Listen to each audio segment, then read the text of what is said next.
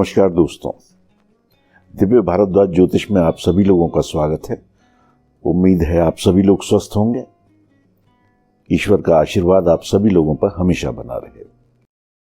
दोस्तों, पिछले वीडियो में हमने नैसर्गिक मैत्री और तात्कालिक मैत्री ग्रहों की समझी।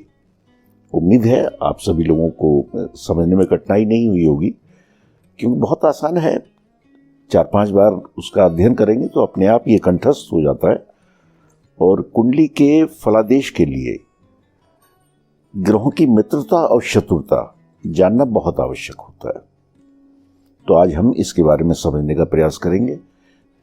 दोस्तों, जैसा हम हर अपने वीडियो में हनुमान चालीसा की एक चौपाई लेते हैं, तो इस बार भी एक चौपाई लेंगे और कार्यक्रम के अंत में उसके बारे में भी चर्चा करेंगे।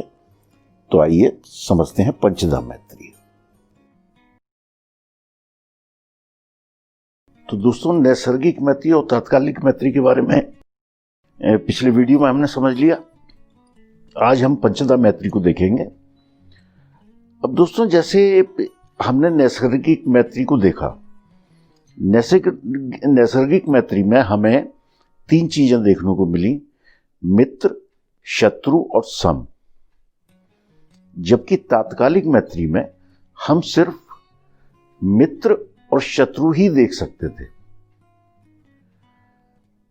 अब नैसर्गिक मैत्री में एक और चीज जो आप लोगों ने देखी होगी कि चंद्रमा जैसे हैं, चंद्रमा के शत्रु कोई नहीं है। जबकि बुध के चंद्रमा, यहां पे आपने देखा चंद्रमा के बुध मित्र हैं, शत्रु कोई नहीं। यहां चंद्रमा के बुध तो मित्र हैं, लेकिन बुध के चंद्रमा यहां शत्रु हैं। तो इस कंफ्यूजन को दूर करने के लिए पंचधा मैत्री का विद्वानों ने निर्माण किया। अब जब इन दोनों को मिलाकर जो रिजल्ट सामने आता है, उससे हम देखते हैं कि कौन सा ग्रह किसका अति मित्र है, अति शत्रु है या सम है। जैसे हमने देखा था कि जहां भी कोई ग्रह बैठा हो, जैसे यहां शनि है, शनि से 3 घर आगे 3 घर पीछे वो मित्र होंगे। बाकी सारे घरों में जो ग्रह बैठे होंगे वो शत्रु होंगे। तो यहां पर ये देखिए, शायद आप देख पा रहे होंगे, नैसर्गिक मित्र प्लस तात्कालिक मित्र। जो यहां नैसर्गिक मित्र हैं और वो तात्कालिक मित्र भी हों, तो वो हो जाते हैं अति मित्र। अब जैसे एग्जाम्पल ले लेते हैं। ये एक एग्जाम्पल कुंडली है। ये तुला लग्न की एक कुंडली बनाई हुई है मैंने, इसी चीज को समझाने के लिए। जैसे शनि है, शनि को आप यहां देखें, वो बुध के मित्र हैं, नैसर्गिक मित्र हैं, और शुक्र उनके नैसर्गिक मित्र हैं। जबकि पंचधा मैत्री के अनुसार शनि के बुध मित्र हैं, जबकि तात्कालिक भी वो मित्र हैं, क्योंकि 3 घर आगे बैठे हुए हैं, 1 2 3। तो नैसर्गिक मित्र प्लस तात्कालिक मित्र, ये बुध इनके अति मित्र हो गए इस कुंडली में। जबकि शुक्र भी इनके मित्र हैं नैसर्गिक मैत्री में, लेकिन यहां इनसे 4 घर आगे बैठे हुए हैं, तो इनके तात्कालिक शत्रु हो गए। शायद आप समझ पा रहे होंगे बात को कि यहां पे ये दोनों इनके मित्र हैं नैसर्गिक, लेकिन कुंडली में बुध उनके अति मित्र हो गए। जबकि शनि, क्योंकि उनके नैसर्गिक मित्र हैं और कुंडली में वो तात्कालिक शत्रु हो गए, तो नैसर्गिक मित्र प्लस तात्कालिक शत्रु यहां वो सम हो गए। तो इसी तरह से इनका ध्यान देना बहुत आवश्यक है। नैसर्गिक मित्र प्लस तात्कालिक मित्र बराबर अतिमित्र, नैसर्गिक शत्रु प्लस तात्कालिक शत्रु अतिशत्रु, नैसर्गिक मित्र प्लस तात्कालिक शत्रु बराबर सम होंगे। नैसर्गिक शत्रु प्लस तात्कालिक मित्र बराबर सम होंगे। नैसर्गिक सम ग्रह जो भी होंगे प्लस तात्कालिक मित्र, जो इसमें मित्र होंगे इसमें सम होंगे, वो मित्र कहे जाएंगे। और नैसर्गिक सम जो इसमें सम है और इसमें शत्रु है, जैसे शुक्र थे यहां, तो वो शत्रु ही हो जाएंगे।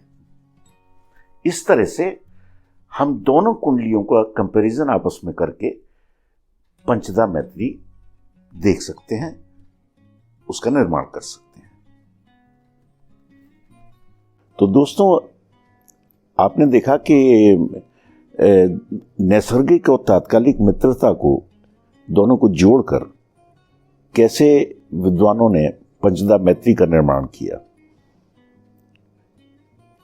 इसे समझने के बाद आप कुंडली को आसानी से देख सकते हैं, समझ सकते हैं कि कौन सा ग्रह हमारी कुंडली में है तो वो किस तरह का परिणाम देगा, अच्छा या बुरा। तो इसे समझना बेहद जरूरी है। तो आइए दोस्तों, अपने विषय पर चलते हैं कि हनुमान चालीसा की एक चौपाई। हनुमान चालीसा में एक और चौपाई है, विद्यावान गुणी अति चातुर, राम काज करवे को आतुर। दोस्तों, गोस्वामी जी ने इस बात पर भी बेहद जोर दिया है कि आदमी विद्यावान हो, विद्या से भरपूर हो, उसे ज्ञान हो, सब कुछ हो, लेकिन अगर उसमें गुण नहीं है, जो एक मानव गुण होते हैं, वो गुण नहीं है तो व्यर्थ है, उसकी विद्या ही व्यर्थ है।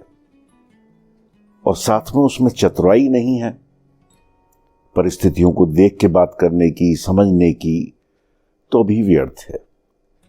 विद्या अर्जन आप जरूर करें, लेकिन विद्या अर्जन के साथ आपका व्यवहारिक होना बहुत जरूरी है। गोस्वामी जी ने हनुमान जी से कहा कि विद्यावान गुणी अति चातुर, राम काज करवे को आतुर।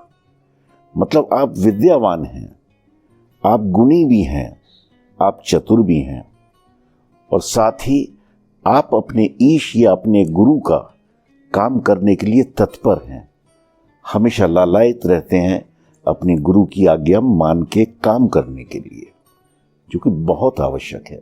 जो भी आपके गुरु हैं, उनके आदेश की अगर आप अवहेलना करेंगे तो व्यर्थ है उनका दिया हुआ ज्ञान आपके लिए। तो दोस्तों, आपने कई लोग देखे होंगे जो कि होशियार हैं, अपने विषय में उन्हें पूरी महारत हासिल है, लेकिन अगर गुण नहीं है उनके अंदर, तो मैं नहीं समझता कि उन्होंने विद्या का सही उपयोग किया। एक उदाहरण, इत्तेफाकी बात है, कल ही मैं अपने एक मित्र के साथ एक डॉक्टर साहब से मिलने गया था। उनकी बेटी की कुछ तबीयत खराब थी, तो डॉक्टर साहब का व्यवहार देख के मुझे लगा कि ये शायद चौपाई उन जैसे व्यक्तियों पे बड़ी सटीक बैठती है। बड़ा नाम है उन डॉक्टर साहब का, नाम नहीं लूंगा इस प्रोग्राम में, लेकिन बड़ा नाम है, बहुत होशियार हैं कि साहब पर्टिकुलर इस बीमारी के लिए ये डॉक्टर साहब सबसे बेस्ट हैं। तो इत्तेफाक रहा कि मैं भी साथ गया, लेकिन उनका जो व्यवहार देखा, क्योंकि जिस बच्ची के साथ हम लोग गए थे, एक और कोई पेशेंट आए हुए थे, तो उस बच्ची से जो व्यवहार वो कर रहे थे, उस बच्ची ने कहा कि डॉक्टर साहब, जब से ये दवाई ले रही हूँ मेरे बड़ा शरीर में दर्द होता है।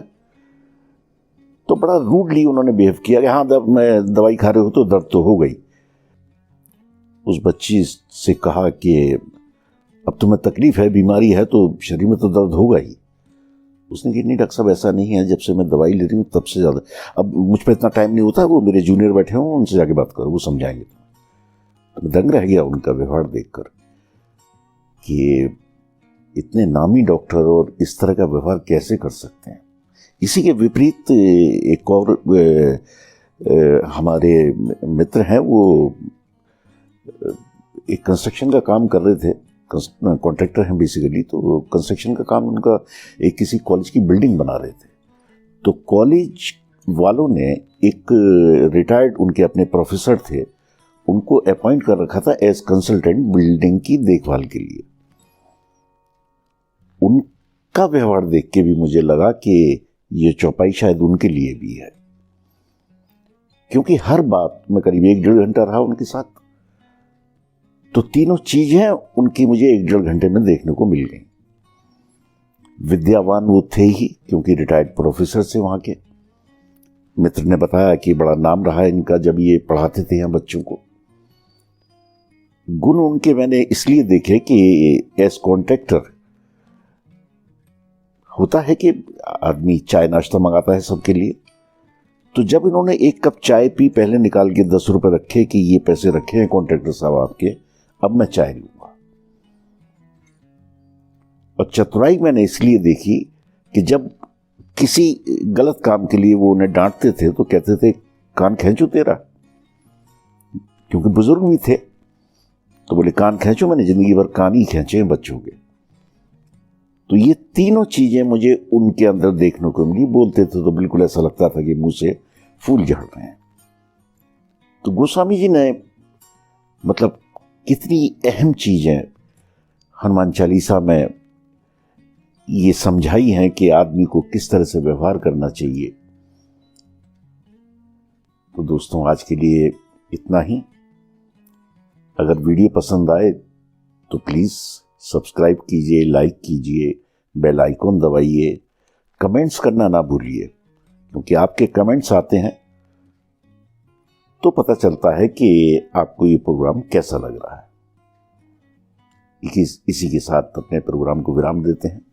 नमस्कार।